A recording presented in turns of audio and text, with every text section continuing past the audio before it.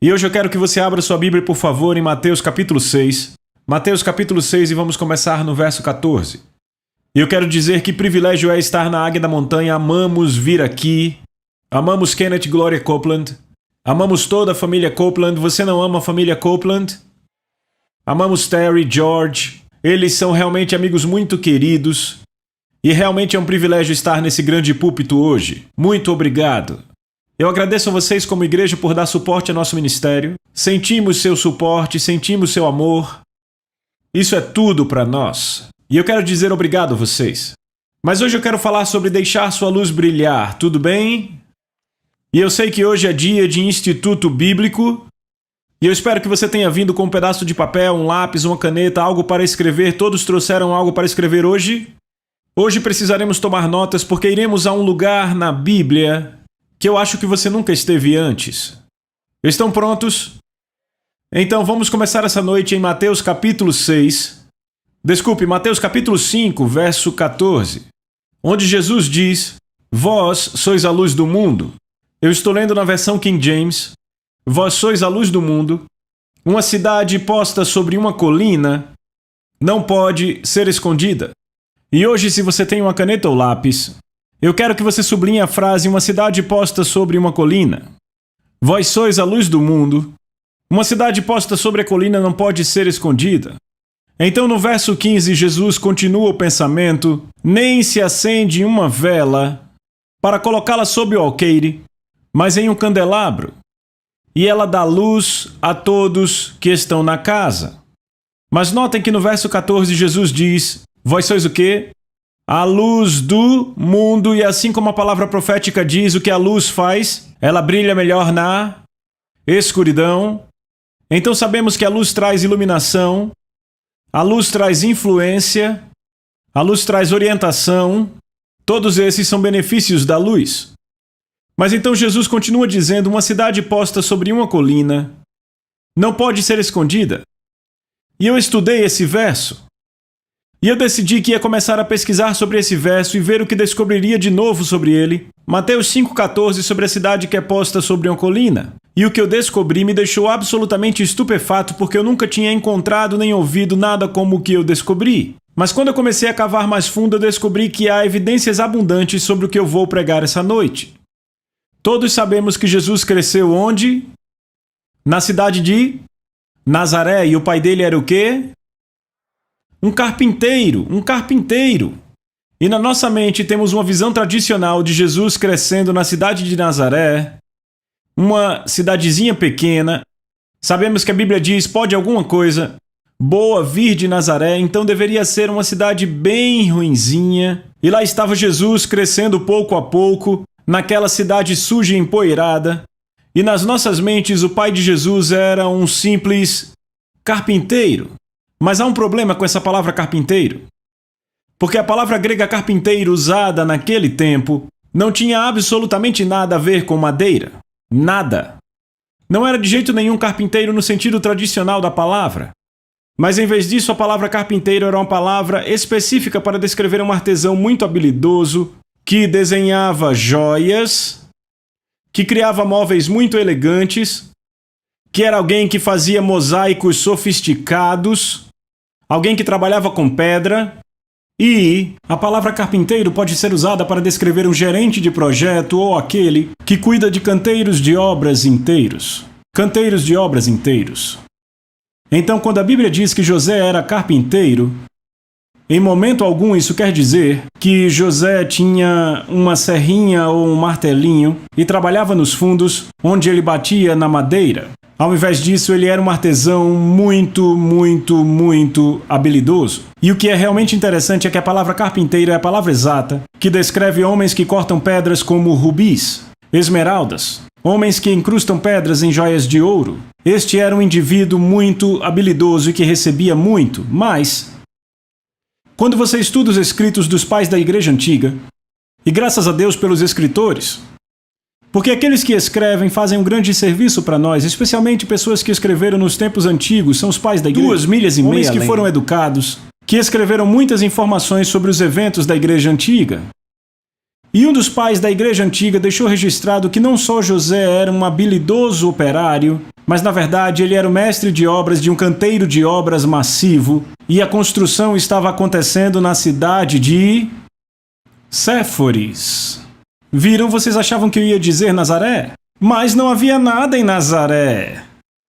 E de fato, mesmo se você for a Nazaré hoje, não é um lugar para o qual você vai querer voltar e certamente não é um lugar onde você vai querer ficar. Mas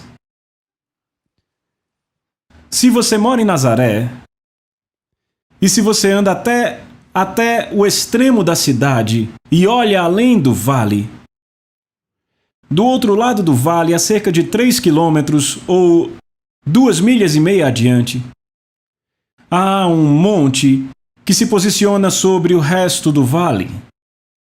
E no topo deste monte há uma adorável cidade chamada Cidade de Séforis. E da cidade de Nazaré, onde Jesus cresceu, ele podia ficar no extremo da cidade e olhar além do vale. E lá no vale ele via uma cidade em cima de um monte. E todos os estudiosos dizem que quando Jesus falou, quando ele se referiu a isso, provavelmente era isso que ele tinha em sua mente, porque sua vida inteira ele cresceu indo ao extremo da cidade, e lá no extremo da cidade ele olhava e via uma cidade em cima de um monte, e à noite o monte ficava iluminado e dava luz para a região inteira.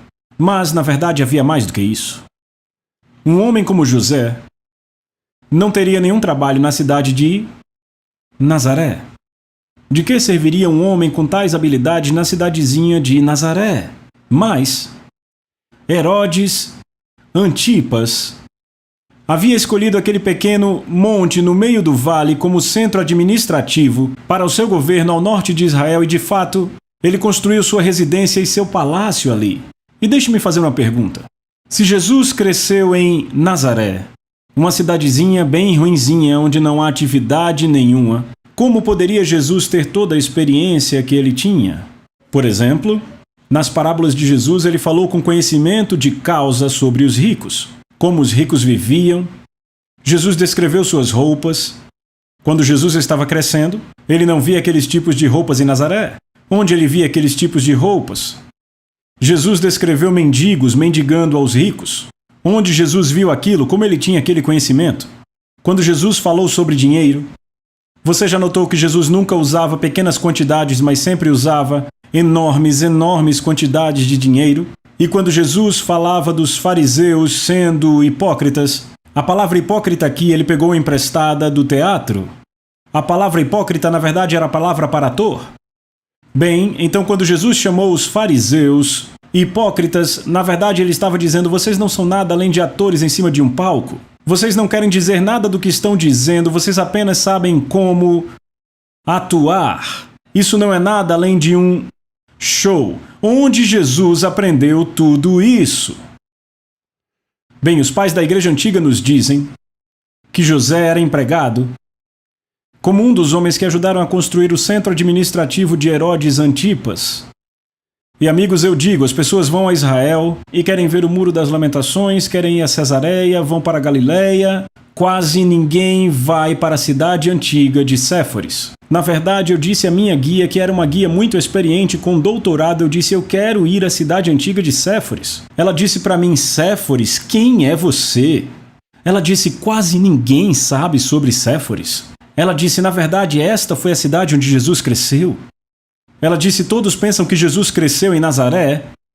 Ela disse: na verdade, Nazaré não era nada mais do que uma cidade dormitório, não havia trabalho ou atividade lá. Não havia empregos em Nazaré. A única razão pela qual as pessoas viviam em Nazaré era porque elas eram empregadas na cidade do lado, a cidade de Séforis, onde estavam construindo este centro magnífico ao norte de Israel. E hoje, quando você vai ao norte de Israel e vai à cidade de Nazaré, você ainda pode ir ao extremo da cidade e olhando ver o monte, onde uma vez houve uma cidade em cima do monte. Aquela cidade foi tão importante que se tornou a principal encruzilhada para todas as estradas ao norte de Israel. Ela dominava toda a paisagem.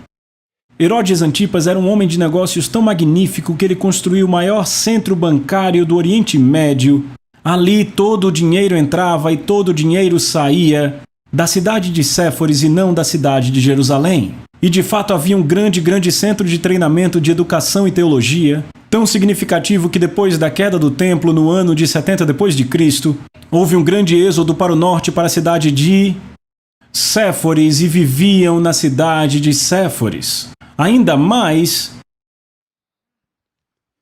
os pais da igreja antiga nos dizem que os pais de Maria viviam em Séforis.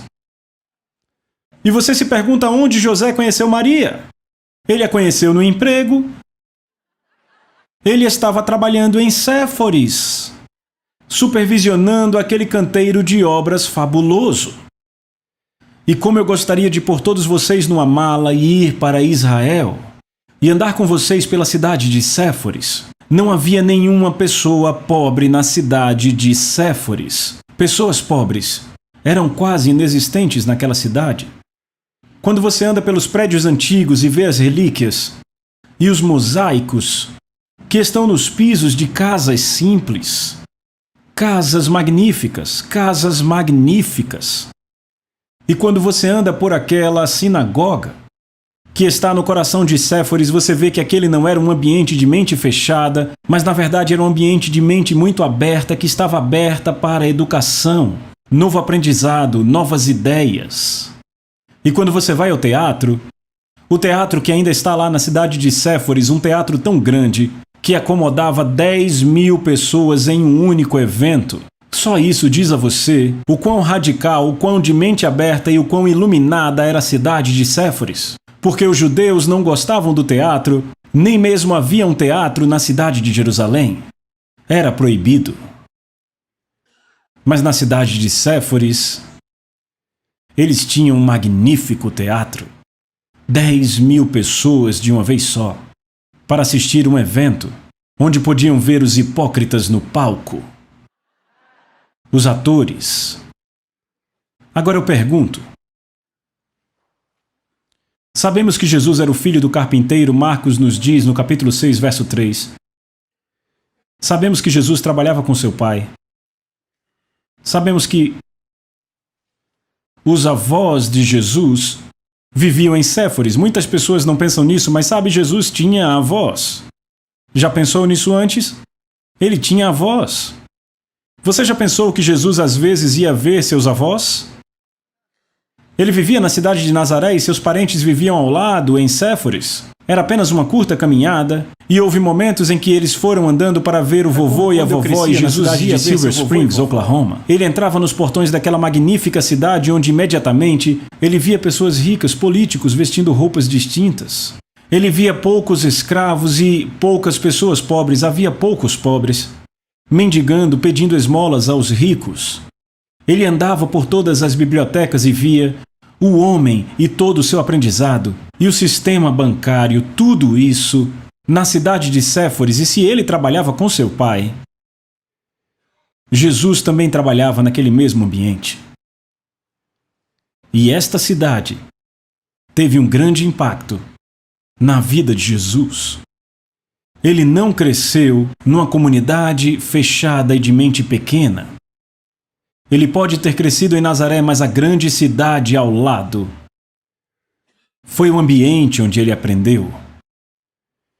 Era como quando eu cresci na cidade de Sand Springs, Oklahoma. E você que me assiste, eu amo a cidade de Sand Springs, não fique ofendido com o que eu vou dizer.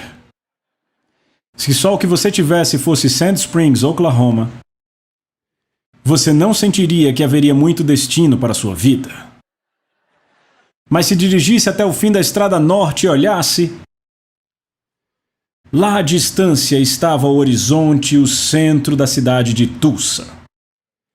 E embora vivêssemos em Sand Springs, a cidade de Tulsa estava bem ao lado. E íamos a Tulsa para ir ao show, íamos a Tulsa para fazer compras, íamos a Tulsa para qualquer evento cultural. Tulsa dominava a região inteira, todos estávamos à sombra de... ou estávamos à luz de Tulsa. Ela teve uma influência em toda a região. Então, quando Jesus disse, vós sois a luz do mundo, A primeira coisa que ele está dizendo é que devemos ser uma luz guia, devemos ter influência. Repitam, influência. E então ele dá a ilustração dessa cidade que ele via o tempo todo enquanto estava crescendo, uma cidade ao norte de Israel que na verdade foi a influência principal de todo o norte de Israel. Tudo que estava ao norte de Israel era dominado por esta cidade. A política era afetada por essa cidade, a cultura era afetada por essa cidade, as finanças eram afetadas por essa cidade, a educação era afetada por essa cidade, a teologia era afetada por essa cidade, todo o norte de Israel era afetado pela cidade sobre o monte.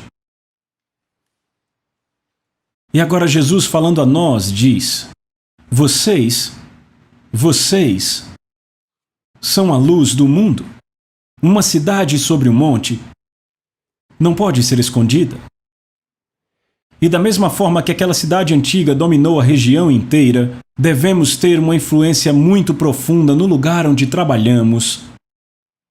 Devemos ter uma influência profunda no lugar onde vivemos, no lugar onde ministramos, de forma que nossas vidas afetem a cultura, que afete a sociedade, que afete a educação. Não estamos aqui para ser um povinho se escondendo atrás das paredes da igreja, por medo do mundo lá fora, mas ao invés disso devemos ter uma dominante e luminosa influência. Eu nunca esqueço, há anos atrás, quando a KGB convocou um encontro na cidade de Moscou e chamou os líderes religiosos a vir. Infelizmente eu estava nos Estados Unidos na época, mas eu teria amado ir àquele encontro. Mas eles decidiram dar a sua visão sobre a igreja tradicional. E então ajuntaram todos os líderes e disseram uma coisa muito marcante. Disseram que na visão deles, a igreja ortodoxa, que é a igreja histórica, basicamente era apenas uma preservadora da tradição e da cultura russa. Eles de fato não fazem nada do lado de fora das suas paredes. Tudo o que eles fazem é do lado de dentro das paredes e, na verdade, não tem nenhum impacto na sociedade. Esta é uma declaração muito triste, você não acha? Disseram, no entanto, a igreja protestante é algo novo. A igreja protestante está indo aos centros de reabilitação, está indo aos hospitais, está indo por toda a sociedade, e sua presença pode ser sentida, sua presença pode ser vista. E quando eu ouvi isso, me fez pensar sobre minha própria igreja. E de fato esse foi um momento crítico na minha vida. E eu percebi que naquele momento eu estava orando para que pessoas viessem à minha igreja. Venham à minha igreja, venham à minha igreja. Vamos orar para que pessoas venham à nossa igreja, venham à nossa igreja. Bem, você pode fazer sua igreja crescer até certa medida assim, mas nem todos virão à sua igreja. Você tem que tirar a luz da sua igreja. Você tem que ir à comunidade onde a sua presença pode ser sentida, onde a sua presença pode ser vista. E eu estava sentado aqui, exatamente onde esse irmão de vermelho está sentado agora, num encontro de ministros no mês de janeiro, há 5 anos atrás. E o irmão Bill Winston estava pregando. E enquanto ele pregava, o Espírito Santo começou a tratar comigo. E este é o benefício de estar em um encontro. Você não ouve apenas o que o pregador diz, mas você está na atmosfera da unção e isso te abre para ouvir Deus dizer muitas outras coisas somadas a isso, ao que o pregador fala. E quando eu estava naquela atmosfera ouvindo o que o Bill Winston falava, de repente, foi como se meu espírito se abrisse e Deus começou a descarregar informações no meu cérebro sobre como levar o Evangelho além das 4 paredes da minha igreja, para afetar a comunidade que estava ao meu redor. E enquanto eu estava sentado bem aqui, foi quando Deus me deu uma das ideias mais simples que eu já tive, que foi uma das ideias mais revolucionárias que eu já tive a propósito. As ideias mais revolucionárias normalmente são as ideias mais simples. Foi uma ideia realmente muito simples, porque ninguém nunca pensou nisso. Qual foi a ideia? Começar o Clube da Vitamina. O Clube da Vitamina. Sentado na cadeira. Foi como se de repente eu desaparecesse daquele encontro aqui na Águia da Montanha e estivesse no meu escritório lá em Moscou. Meses antes daquilo, eu tinha ido para um desfile comunista. Porque eu amo comunistas, não porque eu sou comunista. Mas naquele dia, eu e Denise olhamos lá para a Praça Vermelha. Olhei pela minha janela um dia e havia literalmente dezenas de milhares de velhos comunistas marchando por toda a avenida até o Kremlin. E eu amando os comunistas, eu na verdade acredito que tenho uma unção para os comunistas. Os comunistas me amam. E eu disse a Denise, eu vou para o desfile. E lá fui eu para o desfile e estavam carregando imagens de Stalin, imagens de Lenin, slogans loucos vermelhos, tocando músicas soviéticas antigas e todos dançando e gritando e pulando, todos tendo aquele tempo maravilhoso, até que eu decidi me enfiar no meio deles e eu comecei a andar pelas ruas com eles porque eu queria sentir o espírito daquelas pessoas idosas. Eu vi como eles amavam suas memórias, como amavam sua música. E agora viviam no tempo que não conheciam uma nova era, um novo tempo, perderam sua ideologia, mas eles lembravam daqueles anos antigos como anos dourados. E estas são as pessoas mais difíceis de alcançar porque são idosas. E quando eu estava sentado ali naquele assento, de repente o Espírito Santo me pegou e mentalmente eu estava em pé no meio daquele desfile. Eu podia ouvir a música soviética, a velha música soviética, tocada em discos velhos. Eu podia ver aquelas senhoras idosas vestindo roupas de quando eram adolescentes, andando pelas ruas, tocando, cantando, marchando, o hino soviético, velhos slogans comunistas e várias músicas. E eu vi aquelas pessoas idosas olhando para os anos antigos como os anos dourados. Os anos dourados. Eram os anos em que eram respeitados porque tinham servido na guerra. Eram os anos em que, vestindo suas medalhas, eram honrados e respeitados, tinham lugar especial para sentar. No metrô, mas agora, eles eram a geração esquecida, a geração totalmente ignorada. Não é de espantar que lembravam daqueles anos como anos dourados. E o Espírito Santo me deu uma ideia. Criar um evento chamado Estrelas Douradas. Pegar o telefone e começar a ligar para as estrelas lendárias dos filmes da União Soviética para ver o que estavam fazendo nos dias de hoje e se estariam disponíveis para atuar em um evento para pessoas soviéticas idosas. E quando começamos a fazer as ligações, descobrimos que os maiores e mais conhecidos nomes na história dos filmes soviéticos estavam sentados em suas casas toda noite, assistindo seus velhos filmes em preto e branco, os filmes que toda a nação estava assistindo, sem atuar, ninguém ligando para eles, não tinham nada para fazer, querendo ter um lugar para atuar. Então o irmão Rick disse: "Ei, que tal vocês virem para um dos nossos eventos?" E começamos a divulgar aos idosos um concerto beneficente e gratuito com as estrelas douradas da era soviética. E milhares começaram a vir. Milhares. No primeiro tivemos 5.000. No ano seguinte, 8.000. No ano seguinte, 15.500 destas pessoas. Pessoas não salvas, pessoas que nunca tinham entrado pela porta de uma igreja, primeiro porque tinham sido criadas primeiramente para não crer em Deus e segundo por tradição eles eram ortodoxos. Mas é um pouco confuso como você pode ser ortodoxo e ateu ao mesmo tempo. Sabe, como o motorista de táxi que eu já falei aqui, eu estava com ele no táxi e notei que ele tinha ícones religiosos em toda a parte superior do carro. E eu disse: vejo que você é ortodoxo. Ele disse: eu sou ateu. E eu disse: que interessante, por que você tem esses ícones todos? Ele disse: eu também sou ortodoxo. Eu disse: como você pode ser ortodoxo e ateu ao mesmo tempo?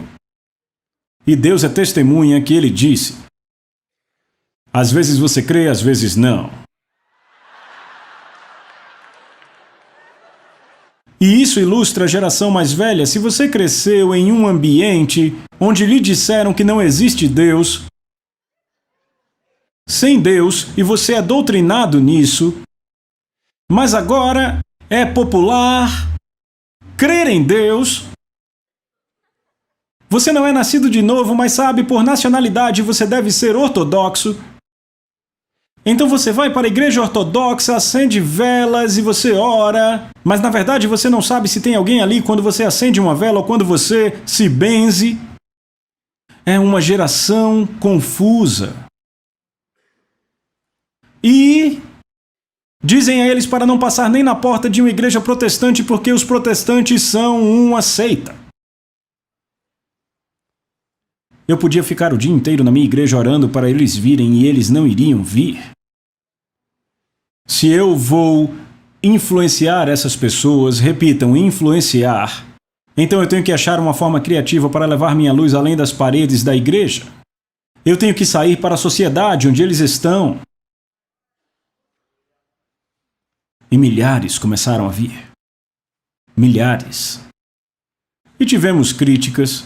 Sabe, sempre há críticas.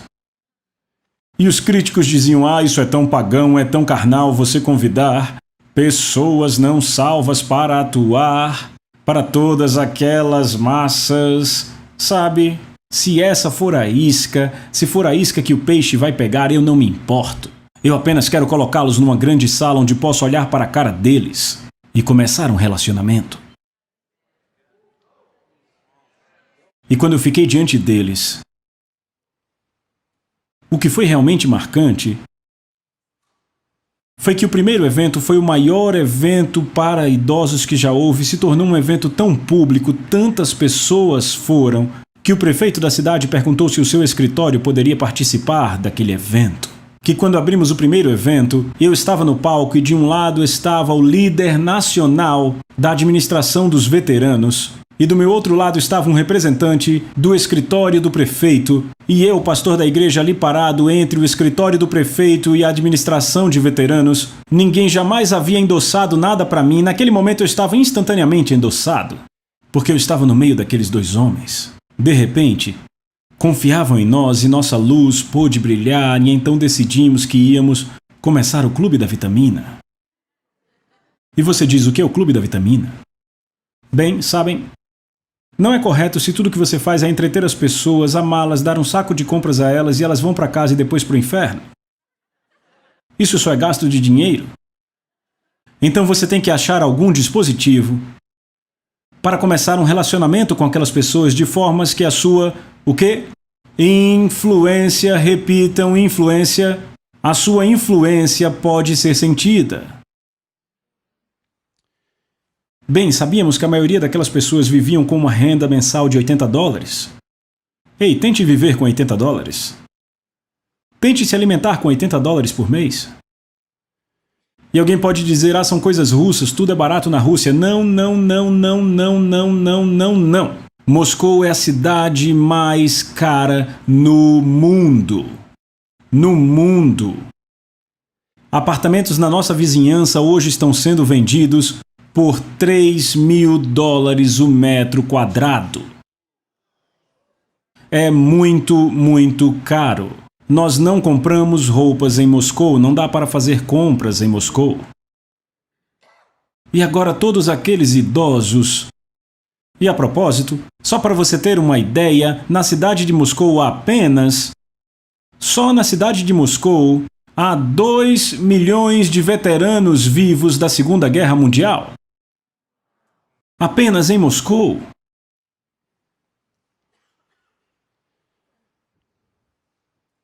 E eu sabia que porque eles tinham uma renda tão insuficiente, a maioria estava vivendo em dietas que não eram suficientes. E sentado aqui no encontro com Kenneth Copeland, Deus me deu essa ideia. Comece o Estrelas Douradas, eles virão ao concerto.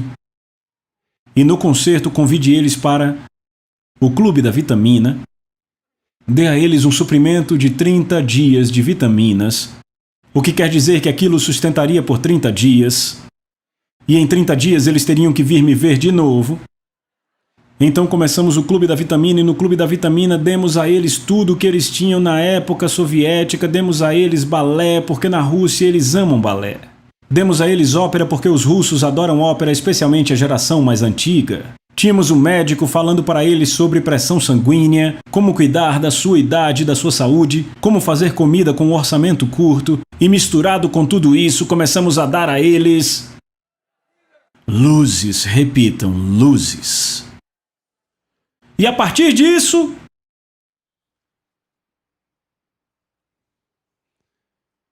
nascia uma nova afiliada da nossa igreja. A igreja do Clube da Vitamina.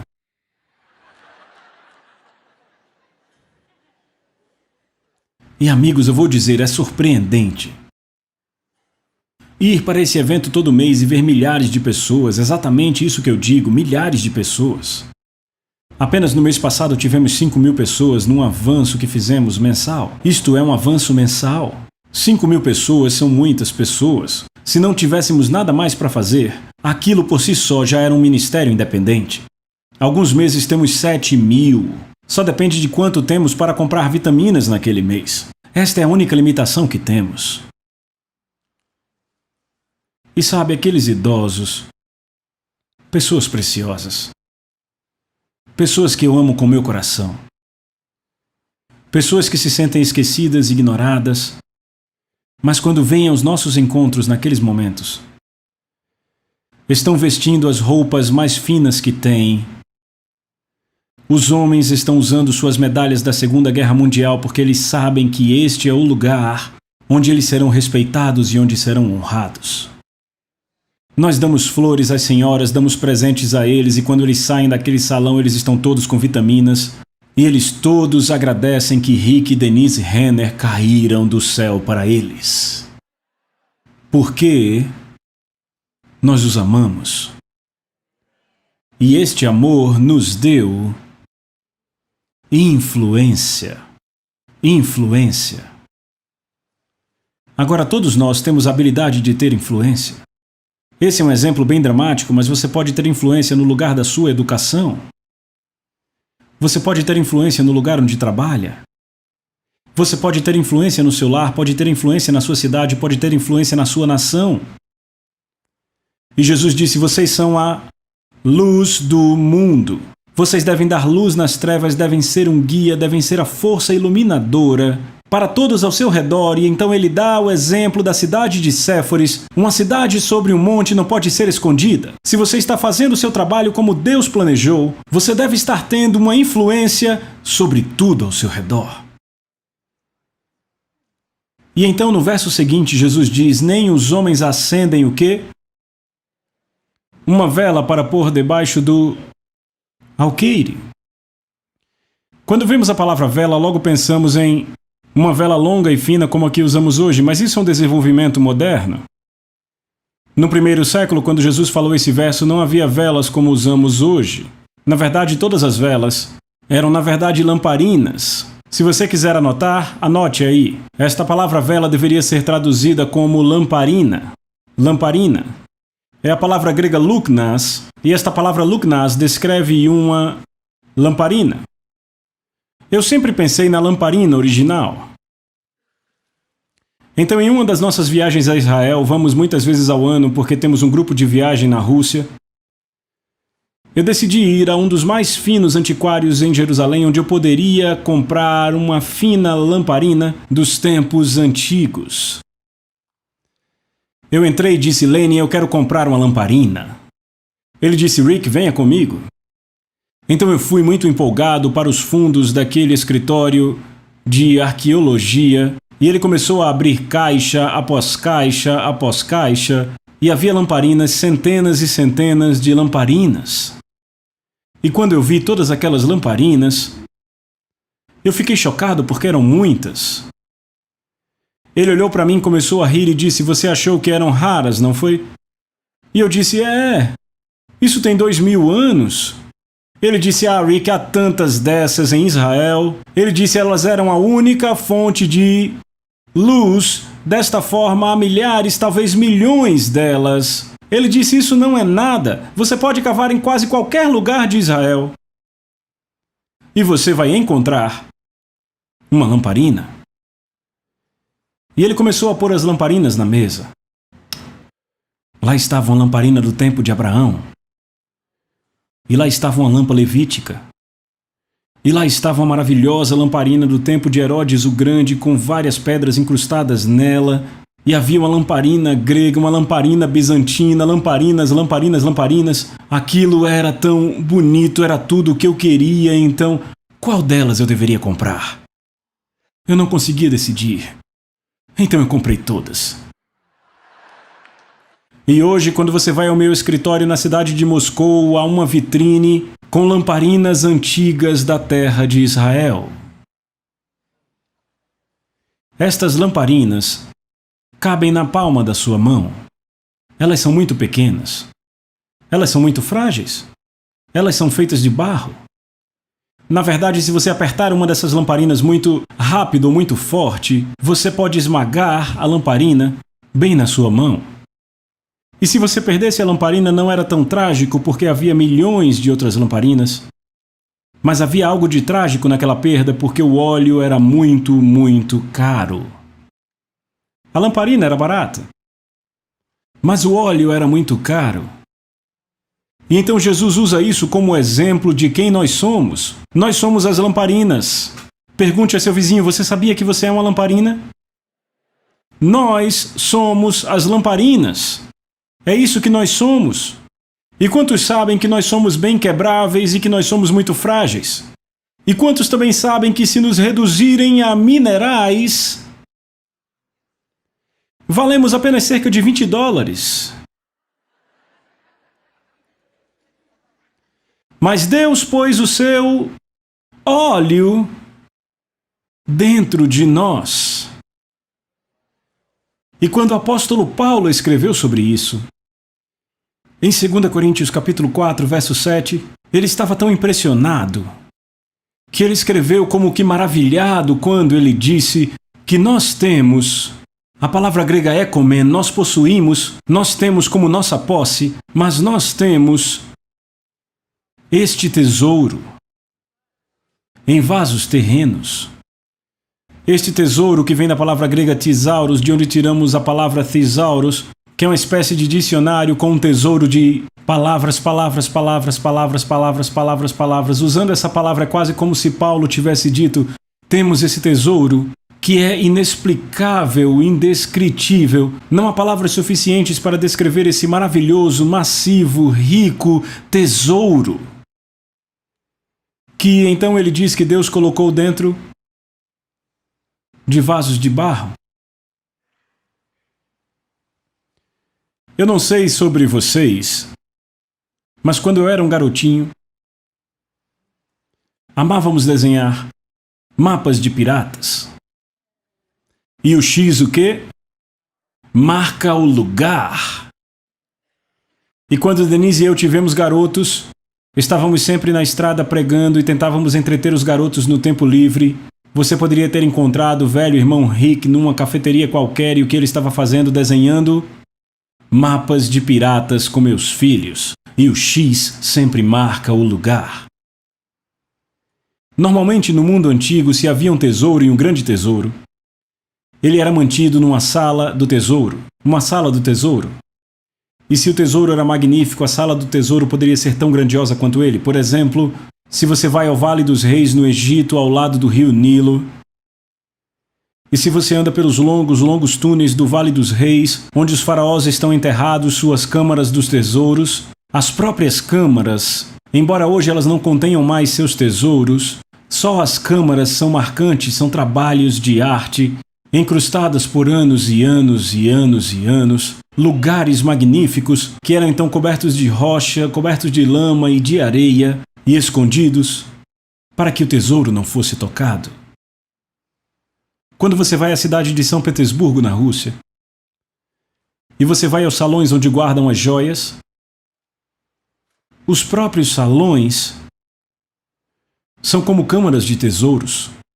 Há um salão no Hermitage, em São Petersburgo, que é um dos meus favoritos. Era o salão onde mantinham raros botões E as paredes desse salão são cobertas de sólido ouro. Quando você entra neste salão e olha ao redor, é extraordinário. E então, quando você olha para a coleção de botões no salão, que é considerado um tesouro, esse salão foi projetado para guardar tesouros. Mas quando Deus estava buscando um lugar para pôr seu tesouro, quando Deus buscava um lugar para pôr o seu óleo, o X marca o lugar, Deus decidiu pôr o seu tesouro dentro de mim e de você. E então Paulo escreve e diz: não sabeis que o vosso corpo é o templo do Espírito Santo? Esta palavra templo é a palavra grega neas. Ela descreve uma fonte altamente decorada. Deus tomou a nossa forma humana e criou em nós algo tão magnífico que o próprio Deus desejou habitar dentro. E quando Paulo escreve sobre isso em 2 Coríntios 4:7, ele diz: mas nós temos, guardamos, possuímos este maravilhoso, indescritível, inexplicável, massivo, inescrutável tesouro. E então Paulo faz essa declaração maravilhosa e ele diz: no que? Vasos de barro. A palavra vasos de barro é a palavra grega ostraquinos, e essa palavra ostraquinos vinha de Corinto. Era uma cerâmica de Corinto. Era famosa por todo o mundo. Todos tinham ostraquinos em seus lares. Por quê? Porque era barato. Era cerâmica barata. E era muito bonito.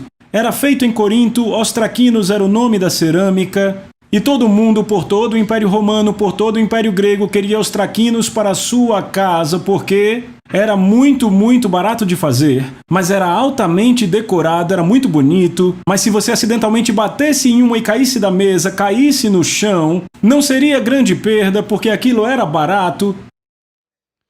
Era ostraquinos.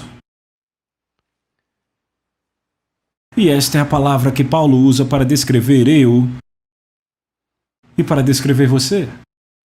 Cerâmica barata. Quebra facilmente. É reposta facilmente. E coberta com um monte de pintura. Especialmente se você é uma mulher.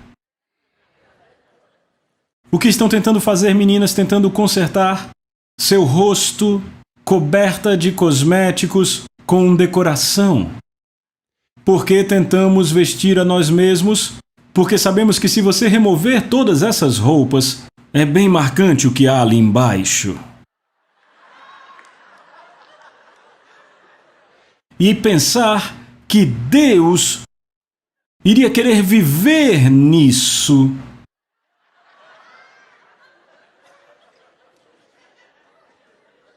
Próxima vez que você tomar banho, pare na frente de um espelho de corpo inteiro e pergunte a si mesmo: se eu fosse Deus, eu ia querer viver nisso?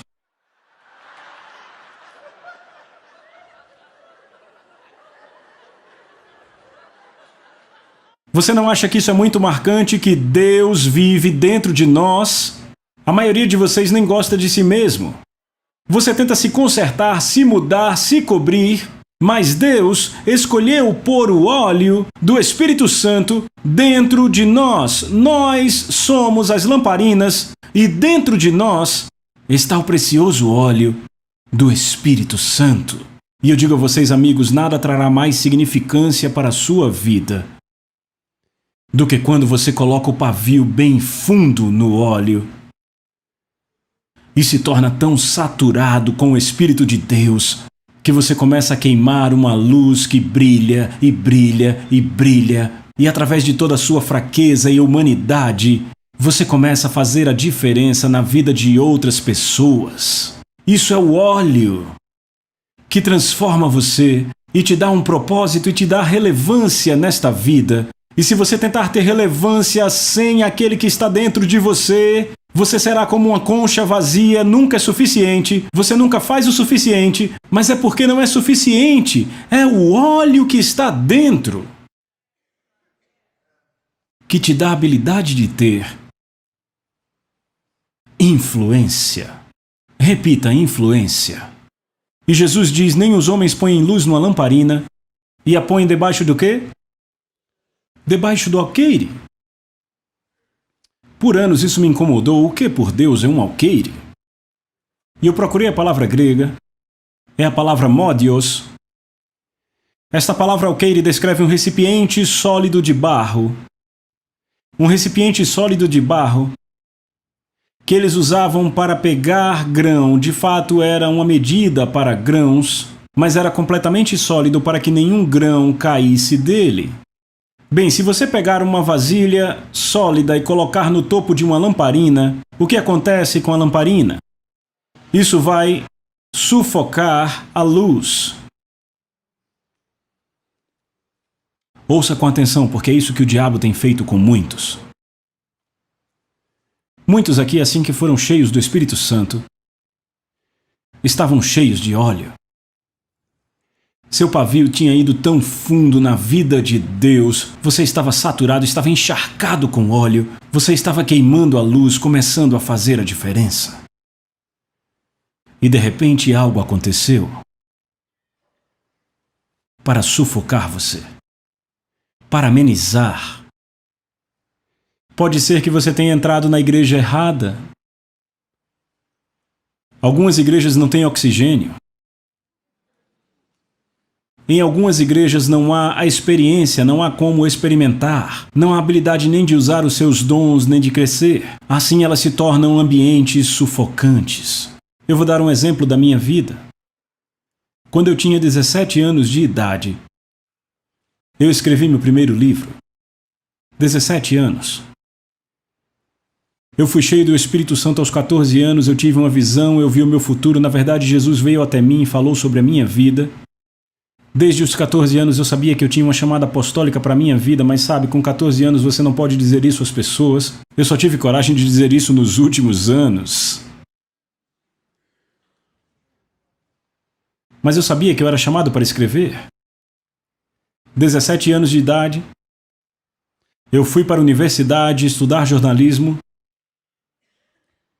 Trabalhava num jornal local e durante as noites o jornal fechava e eu começava a trabalhar naquele velho computador e eu comecei a escrever. Todas as coisas que Deus tinha me mostrado, todas as revelações que eu tinha guardado na minha vida jovem de 17 anos. E finalmente, quando eu terminei, eu escrevi um livro chamado Dom Perfeito, Cristo expressando a si mesmo no ministério quíntuplo. Aquilo tinha 230 páginas. Falava do apóstolo, do profeta, do evangelista, do pastor, do mestre. Eu arrumei o meu livro, respirei bem fundo e mandei pelo correio para um profeta famoso. E não foi Kenneth Copeland e não foi Kenneth Hagin. Então não pense que foi um desses irmãos, foi outro irmão. E eu esperei pela sua resposta. Eu me perguntava se ele leria. Ele era um homem notável, especialmente no movimento carismático. E um dia meu telefone tocou. Eu atendi o telefone e era ele. Era ele. Ele disse: Rick, eu quero falar com você sobre esse livro, Dom Perfeito. Eu disse: sério? É a melhor coisa que eu li sobre o ministério quíntuplo. Ele disse: eu não sei quanto tempo você tem estudado isso e quanto tempo tem andado com Deus. Eu nunca li nos meus 50 anos de ministério algo tão saturado com a revelação divina e tão excelentemente escrito sobre o ministério quíntuplo. Rick, quantos anos você tem? Eu disse: 17. Você pode se perguntar quanta revelação uma pessoa de 17 anos pode ter. Amigos, a revelação não está ligada à experiência, ela é concedida. Watchman Nee escreveu seu livro O Homem Espiritual quando ele tinha 17 anos de idade. Eu disse: Senhor, eu tenho 17 anos. E ele disse: quem você pensa que é? 17 anos de idade e você ousa tentar escrever um livro como esse? Que tipo de arrogância, que orgulho é esse que você tem na sua vida, jovenzinho? E ele começou a me rasgar inteiro. Porque eu era jovem e tinha tentado escrever um livro cheio de revelação. E então cada palavra era como alguém me socando contra aquela luz, batendo contra a revelação, até que finalmente aquelas palavras, que arrogante, como você ousa, como é arrogante, como você ousa, aquelas palavras literalmente me enterraram.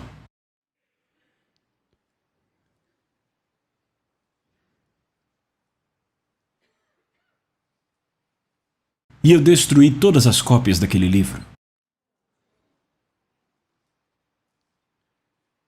E à medida que os anos passaram, Deus começou a tratar comigo sobre escrever livros. Toda vez que eu me aproximava do computador para escrever, eu ouvia as palavras daquele homem: como você ousa, como é arrogante, quem você pensa que é? Por que alguém no mundo leria um livro seu? Será que não há livros suficientes neste mundo? Aquilo me sufocava, aquilo me enterrava, e eu desligava o computador e me afastava dele. Aquilo me tomou quase 20 anos, até que finalmente eu venci aquela esmagadora força. E então 2 anos atrás a coisa mais marcante aconteceu. Todos sabem que eu escrevo livros, eu dou graças a Deus porque escrevo livros. Um profeta já disse que Deus fala através dos meus dedos, e eu acredito nisso com todo o meu coração. E há 2 anos atrás, um pacote chegou em Tulsa. E quando abrimos, era uma cópia do Dom Perfeito. Alguém tinha guardado uma cópia, eu não sabia nada sobre aquilo, desde que eu tinha 17 anos de idade. E quando eu comecei a ler as páginas daquele livro, eu fiquei estupefato. É um livro extraordinário. E quando eu percebi, eu escrevi esse livro quando eu tinha 17 anos de idade, e por todos esses anos ele tinha ficado debaixo de um alqueire. Um livro que responderia tantas perguntas de tantas pessoas, quando há tanta bobagem espiritual, todo mundo diz que é apóstolo, todo mundo diz que é profeta. Pela graça do bom Deus, que bagunça! Este livro poderia ter sido uma resposta, mas ele estava debaixo de um alqueire. E quanto a você? Que tipo de dons você tem? Que tipo de sonhos você tem? Que tipo de coisas deu a você que unicamente você pode iluminar e brilhar como ninguém mais? Mas algo aconteceu na vida que te fez retrair, e aquele dom que Deus te deu, que tem o poder de mudar vidas, de afetar o seu mundo, de afetar a sua família, foi enterrado. Jesus disse: nenhum homem acende uma lamparina e a põe debaixo de um alqueire, mas o que a King James diz? Candelabro. Repita, candelabro. O grego é luknia, a palavra lâmpada é luknos. A palavra candelabro, na verdade, é a palavra luminária, e é a palavra luknia. Você vê a semelhança das palavras luknas e luknia. A luknia era um candelabro especificamente desenhado para sustentar uma daquelas pequenas lamparinas. E a posição da lamparina determinava o brilho da luz. Você podia pôr uma lamparina sobre a mesa e ela daria luz às pessoas sentadas à mesa. Você podia pegar a mesma lamparina, não uma lamparina diferente, aquela lamparina, e pôr a lamparina no canto, e agora a lamparina daria luz a apenas algumas pessoas ali naquele canto. Mas se você pegasse a mesma lamparina que dava luz a apenas àquelas poucas pessoas num canto e a elevasse a uma mesa, a mesma lamparina daria luz às pessoas sentadas ao redor da mesa. Mas se pegasse a mesma lamparina e a levantasse alto e a colocasse no topo de um candelabro, uma luminária, agora a luz daria. A lamparina poderia dar luz a todos os que estavam naquela casa, Porque quanto mais alta era a luz da lamparina, mais brilhante era a luz. Quanto mais alta a lamparina, mais brilhante é a luz. Quando você começou com a sua visão, seu ministério, seu sonho, você acharia uma vitória pôr a sua lamparina em algum canto? Era uma vitória? Eu lembro quando Denise e eu começamos nosso ministério de ensino há muitos anos. Ninguém acreditava muito em nós a não ser nós mesmos. E eu sabia que eu tinha algo, eu sabia que eu tinha algo que ninguém mais poderia dar, era o meu óleo. Não havia muitas pessoas para nos dar suporte naquele tempo, então Denise e eu fazíamos encontro onde nos aceitavam. Nós ensinávamos a Bíblia em grupos domésticos, ensinávamos a Bíblia até em funerais. Nós ensinávamos onde quer que houvesse uma porta aberta, 5, 10, 15, 20 pessoas, não importava, apenas queríamos começar a brilhar nossa luz. Mas então as coisas começaram a crescer e começamos a levantar a luz um pouco mais alto, agora pusemos sobre a mesa e a nossa influência, repita, influência, a nossa influência começou a crescer um pouco mais e agora as pessoas sentavam à mesa para comer da nossa vida, para comer dos nossos ensinos. Mas o dia chegou quando eu soube que se eu quisesse ter uma maior influência, então eu tinha que levantar a minha luz um pouco mais alto. E o pastor Bob Andian da Comunhão da Graça em Tulsa, Oklahoma, me chamou para ensinar e fomos ensinar na Comunhão da Graça. Naquela noite eu comecei uma série em 2 Timóteo 3 sobre os últimos dias, os últimos tempos. Foi uma série que eu chamei de Espíritos Sedutores e Doutrinas de Demônios. Agora, quando eu vejo o que está acontecendo com a igreja e com o mundo, vejo que foi uma série bem profética. No final do culto, Bob veio até mim e disse: Rick, você tem que pôr isso num livro. Imediatamente, eu ouvi a palavra daquele velho profeta. Quem é você para achar que você pode escrever um livro? Que tipo de arrogância, que tipo de orgulho? Você não acha que já há livros suficientes prontos? Eu podia ouvir suas palavras, mas o meu pastor me ordenou a escrever um livro. E quando ele falou a minha vida, então aquilo tinha que me levar à obediência. E eu comecei a escrever. Aquele foi o meu primeiro livro desde que eu tinha abandonado os livros quando tinha 17 anos. E cada palavra que eu escrevia, eu ouvia aquele demônio maldito enchendo a minha mente com as palavras daquele velho profeta, o que ele tinha dito naquele tempo. Eu afastava aqueles pensamentos da minha mente e me afundava cada vez mais no óleo, tirando de mim a revelação de dentro do meu espírito, combinando com conhecimento natural, com conhecimento do grego, colocando no papel. Foi a primeira vez que eu tinha ousado em anos tomar o meu dom e pô-lo num papel. Então eu terminei e publicamos. Mas há uma coisa sobre os livros. Livros não são bons para ninguém se não chegam às multidões. Infelizmente, provavelmente os melhores livros em todo o corpo de Cristo, os livros mais cheios de revelação, sabem onde estão? Estão em porões e estão em garagens. Porque creram para publicá-los, mas não creram para o próximo passo, que é levá-los ao público. E eu sabia que esse livro iria afetar pessoas. Eu tinha que dar o próximo passo, eu tinha que fazer algo, eu tinha que levantar a minha luz, se eu quisesse ter um impacto maior. Então eu disse a Denise: vamos pagar um comercial na maior revista cristã dos Estados Unidos. Isso foi lá no final da década de 80. E então eu paguei por uma propaganda de página inteira nessa revista, naquela revista, nessa revista, naquela revista, e aquilo me custou cada centavo que eu tinha. Levou todos os nossos investimentos, investimos tudo o que tínhamos para entrarmos em um novo reino e levantar nossa luz. E então eu esperei pelo mês em que todas aquelas revistas iam sair. E finalmente elas começaram a chegar pelo correio. E quando eu abri aquilo e vi a propaganda, eu pensei: Rick, como você pôde escrever Uma coisa assim, sobre você mesmo.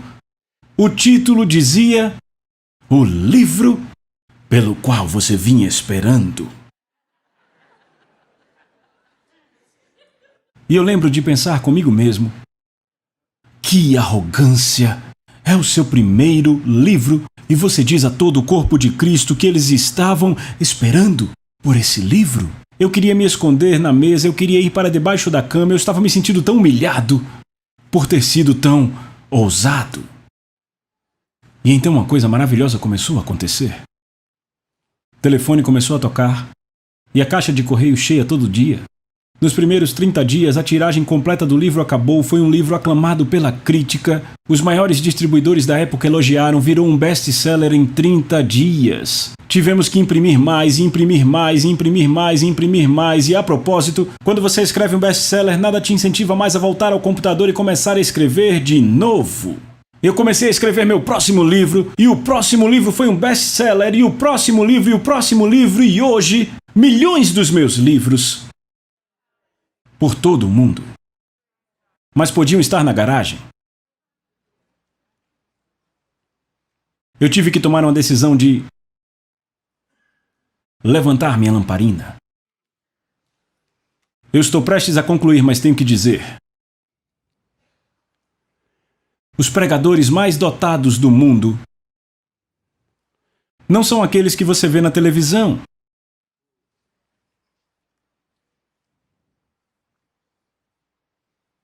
Os cantores mais maravilhosos do mundo não são aqueles que têm os álbuns mais vendidos. Aquelas são apenas as pessoas que têm mais coragem do que todo o resto. Se você ouvir alguns desses cantores, eles não têm absolutamente nenhum talento. De fato, você se pergunta por que alguém compra a música deles. Pelo amor de Deus, o que eles estão fazendo na MTV? Por que que as pessoas gostam deles e suas músicas vendem? Porque eles foram ousados o suficiente para crer no que tinham e levantar suas lamparinas. Eu estava pensando hoje no irmão Copeland, que na minha opinião é o maior profeta dos Estados Unidos na atualidade. Eu amo esse homem. E eu me lembro, Terry, você também lembra disso, o irmão Copeland lembra, falamos sobre isso há pouco, quando eu era adolescente, e um dia vi minha caixa de correio, e havia uma fita cassete do Kenneth Copeland, anunciando que ele começaria um programa diário no rádio. E ele enviou uma fita cassete para todo mundo, pedindo suporte, ajuda financeira, pedindo que orassem por aquilo. E parecia algo tão pequeno a se fazer, mas naquela fita o irmão Copeland levantava sua lamparina. Ele estava saindo de onde estava para uma dimensão totalmente nova. Então ele foi para a televisão e quando ele saiu do programa semanal para o programa diário, ele estava levantando a lamparina de novo e toda vez que ele levantava a lamparina, levantava a influência. Repitam, influência. A influência ficava maior e a influência ficava mais brilhante. Há muitos profetas de Deus que ninguém ao menos conhece.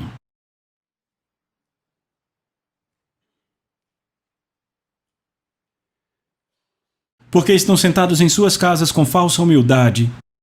Isso é falsa humildade?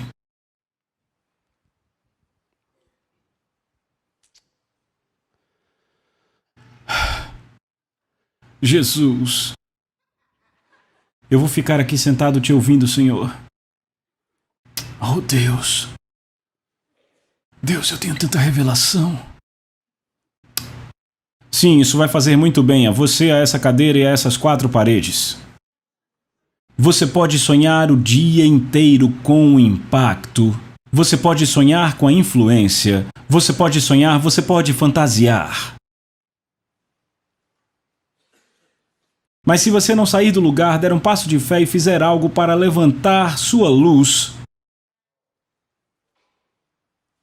você realmente não terá muito mais do que alucinações.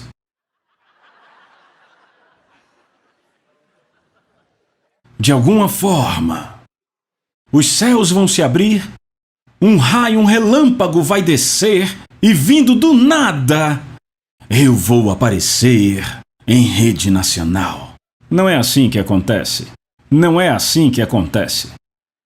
Fale com Kenneth e Glória sobre os anos e anos e anos e anos e anos em que investiram dirigindo seu carro antes de terem esse jato de que todo mundo fala. Ou então fale com Joyce Meyer sobre os anos em que ela dirigia seu carro e dormia em estacionamentos do McDonald's, enquanto guardavam dinheiro para o ministério, mas trabalhavam duro e faziam o que podiam para levantar sua luz. Fale com Jesse e Kathy Duplantis sobre as igrejinhas nas quais eles ficavam enquanto não tinham dinheiro para nada, nem para comprar uma Coca-Cola, mas não importava porque ele ia fazer seu trabalho, ele acreditava no que tinha, ele ia levantar sua luz. Qualquer pessoa que você vê ou conhece hoje, ela fez algo para levantar sua luz, ela pagou algum tipo de preço.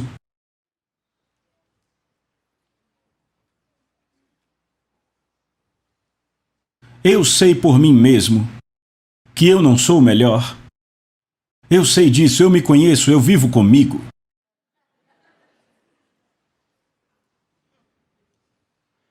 Eu digo, Senhor, por que, pelo amor de Deus, você me escolheu para liderar esse trabalho na União Soviética? E sabe, apenas nos últimos anos eu tenho me apercebido disso. Que trabalho extremamente insignificante é esse? Só o trabalho de TV tem afetado um continente inteiro, 11 fusos horários, além de 820 igrejas. Eu podia continuar e continuar e continuar. É difícil achar um lugar no mundo onde as pessoas não nos conhecem e nos respeitam. Quando penso que Deus nos usou para colocar Kenneth e Glória na televisão e hoje eles são uma lenda na antiga União Soviética, isso foi através de nós. Ei, louvado seja o Senhor! Louvado seja o Senhor! Mas eu me conheço. E se eu fosse Deus, provavelmente não teria me escolhido. Eu disse, Senhor, por que você me escolheu? E o Senhor me respondeu, e eu sei que isso é verdade.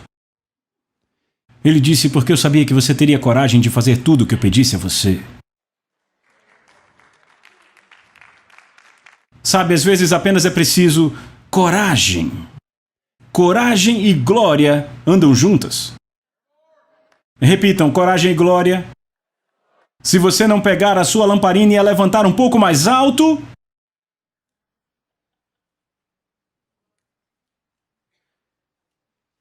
então provavelmente você não terá muita influência. E não estamos zombando de pessoas que têm uma luz no canto. Glória a Deus, precisamos de uma luz em cada canto. Glória a Deus. Não estamos diminuindo pessoas que têm uma luz sobre a mesa, precisamos dessa luz. Mas eu estou falando sobre você, os seus sonhos, o seu impacto, sua influência. Você está satisfeito em ser uma luz no canto? Está satisfeito em ser uma luz sobre a mesa ou gostaria de ter um pouco mais de influência? Você gostaria de ser uma voz na sua cidade, uma voz no seu trabalho, uma voz na sua família, uma voz no ministério, uma voz na nação? Se você quiser ter mais influência, então você tem que ser aquele que levanta a luz, porque quanto mais alta a luz, mais brilhante ela é. E Jesus disse, veja o que ele disse, e eu vou encerrar com isso. Nenhum homem acende uma lamparina e a põe debaixo de um alqueire, mas num candelabro, e ela dá luz a quê? A tudo. Tudo que está o quê? Na casa.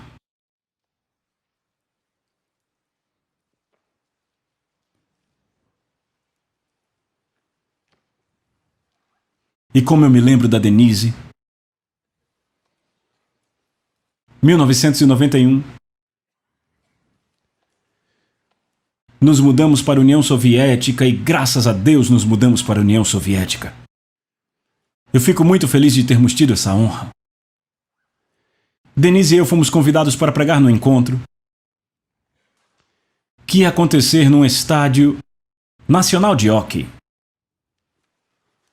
Então fomos ao encontro, era no meio do inverno, e estavam jogando hóquei. Quando o jogo acabasse, teríamos um culto de cura no mesmo estádio, com gelo no chão. Então os jogadores de hóquei deixaram aquele chão. Foi o nosso primeiro culto público, o primeiro culto público. desenrolaram um grande carpete vermelho no meio do gelo e colocaram um pedestal de microfone. O outro lado do estádio, cheio de pessoas doentes, pessoas com muletas que foram trazidas em cadeiras de rodas ou bengalas, e todos tinham vindo para o culto de cura.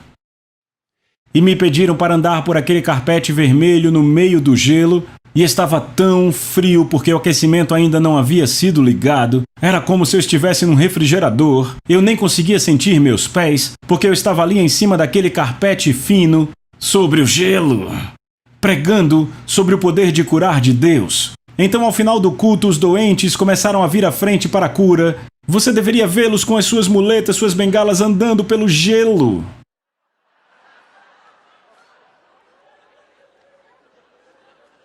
Denise, eu estou exagerando? E lá vinham eles andando, e eu, Jesus, não deixe essas pessoas caírem. Este é um culto de cura. Andando pelo gelo.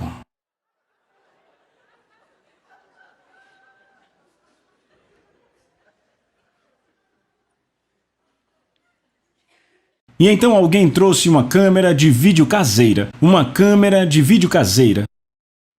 E filmou o culto. E no dia seguinte, por um acidente estranho, aquilo foi passado na televisão. E eu fiquei olhando para mim, pregando para o povo. Agora os doentes andando sobre o gelo.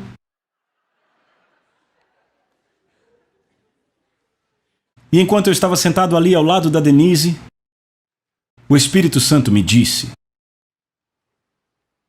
agora eu vou te contar uma das razões pelas quais eu te trouxe aqui. Televisão. Eu quero que você pegue a escola dominical. Foram as palavras dele. Pegue a escola dominical e leve a cada casa da União Soviética. Espere um minuto. União Soviética? A mídia é controlada pela KGB. Essa é uma ideia insana, totalmente louca. Ninguém jamais sequer ousou pensar numa coisa dessas. Não havia nada como um ministério de televisão, aquilo não existia. Eu disse: Denise, Deus falou algo com você? E ela disse: sim, Henrique, para começarmos o ministério de televisão. Ele falou com os dois ao mesmo tempo. Tudo que eu tinha era uma palavra de Deus e coragem. E eu comecei a voar por toda a União Soviética, andando pelos escritórios dos diretores de TV, todos eles, deputados do Partido Comunista, membros da KGB. Toda vez que eu entrava nos escritórios, uma grande imagem do Lenin pendurada na parede. E eu pensava comigo: isso é absolutamente ridículo. Mas sabe, os justos são ousados como leões. E eu ia e dizia: eu quero comprar um horário no seu canal, eu quero transmitir ensino da Bíblia na televisão. Isso seria bom para a moral na sua cidade. E a ousadia era tão ousada que o diretor dizia: que hora do dia você quer aparecer e quanto você está disposto a pagar?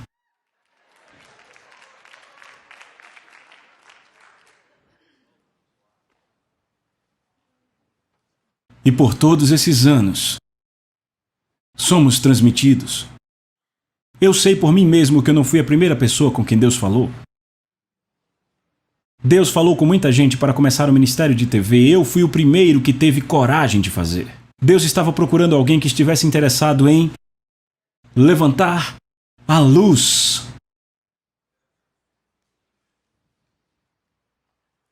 E quanto a você? Que tipo de livro está dormente dentro de você? Que tipo de ideias estão deitadas no seu espírito que podem fazer milhões de dólares para a sua família e podem fundear o reino de Deus? O diabo adoraria atrapalhar, dizer para você não tentar, que outras pessoas já tentaram, quem você pensa que é para carregar esse óleo, o Espírito Santo, o reservatório, a iluminação, o poder que está dentro de você. E você tem que tomar uma decisão. Há de jogar isso fora da sua vida e ir para fora. Ir para fora. E você pode começar com uma pequena luz no canto, uma pequena luz sobre a mesa, mas em algum momento você vai levantar sua luz e você vai começar a ter influência. Repitam: influência. Pai, em o nome de Jesus, pastor, pode vir. Pai, te agradecemos pelo óleo do Espírito Santo que está dentro de nós. Agora apenas ponha sua mão aqui no seu estômago. Oh, Senhor, honramos o óleo. Honramos teu tesouro que está em nossas vidas. Perdoe-nos, Senhor, por apenas buscar o vaso. Nos ajude a ver mais do que a lamparina, Senhor. Nos ajude a abrir nossos olhos para vermos que maior é o que está em nós, aquele que nos dá a habilidade de fazer tudo. Senhor, sabemos quem somos sem você. Mas, Senhor, oramos para que o seu óleo queime de uma maneira tão brilhante em nossas vidas, de modo que ele brilhe além das nossas limitações humanas e nos leve aonde jamais podemos ir por nós mesmos. E neste momento, em nome de Jesus, eu falo liberação para sonhos, eu falo liberação para visões, eu falo liberação a ministérios que têm sido guardados em seu coração, eu falo liberação a ideias financeiras, eu falo liberação, liberação, liberação, liberação, liberação. Em o nome de Jesus, eu digo, venha existir em nome de Jesus. Agora eu quero que levantemos por um momento, levante suas mãos e diga a Ele. Eu quero que você comece a dizer a Ele, Senhor, agora eu vou levantar a minha lamparina, eu vou tomar uma decisão, Senhor, de sair das sombras, de ser uma cidade sobre um monte, de ter a influência que você me projetou para ter. Obrigado, Jesus. Obrigado, Jesus. Obrigado, Jesus.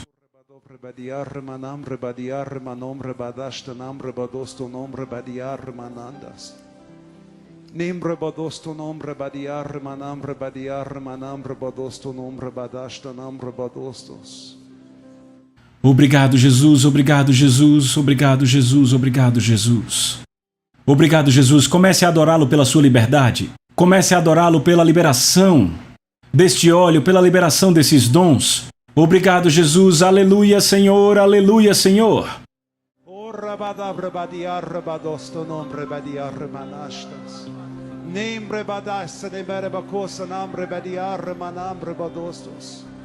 Obrigado, Senhor. Obrigado, Senhor. Obrigado, Senhor. Obrigado, Senhor.